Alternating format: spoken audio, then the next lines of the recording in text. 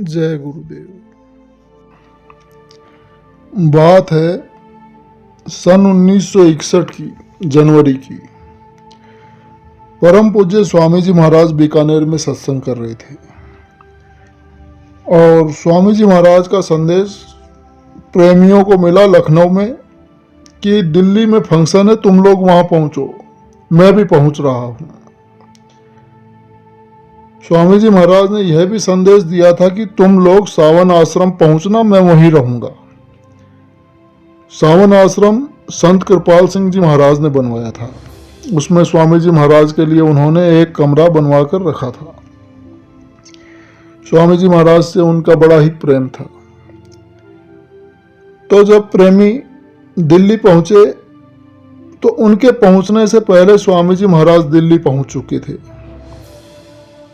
और सावन आश्रम से नहा धोकर किसी प्रेमी से मिलने चले गए थे। तो वहां के सेक्रेटरी से स्वामी जी महाराज कह गए थे कि लखनऊ से हमारे 2 लोग आ रहे हैं, उन्हें यहीं ठहराइएगा। तो जब सत्संगी प्रेमी दिल्ली पहुंचे तो स्वामी जी महाराज के कमरे में उन्हें ठहराया गया।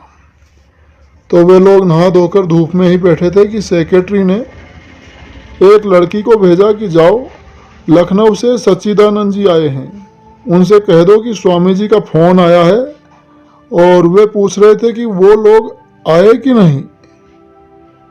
तो वो लड़की आई और उसने आकर प्रेमियों से कहा कि सरदार जी ने हमें भेजा है ये बताने के लिए कि एक आदमी का फोन आया है कि लखनऊ से स्वामी सच्चिदानंद जी आने वाले थे, आए कि नहीं। तो पहले तो प्रेमियों को समझ में कुछ आया नहीं, लेकिन फिर तुरंत ये बात समझते देर नहीं लगी कि स्वामी जी महाराज ने फोन किया होगा और ये लड़की कहीं गलत समझ गई है। तो एक प्रेमी ने उससे कहा कि आप कह दीजिए कि वो आ गए हैं। और फिर उन्होंने जाकर सरदार जी से बात की तो उन्होंने उनसे कहा कि आपके स्वामी जी का फोन आया है, उन्होंने आप लोगों को अशोक नगर में बुलाया है। अशोक नगर सावन आश्रम के पास ही था। तो फिर वे लोग टहलते हुए निकल पड़े और थोड़ी दूर ही गए थे कि स्वामी जी महाराज सामने से मंद मंद मुस्कुराते हुए धीरे धीरे चले आ रहे थे। ऐसा दृश्य था कि जिसे शब्दों में नहीं बांधा जा सकता। प्रेमी भी स्वामी जी महाराज को देखकर भाव विभोर हो गए।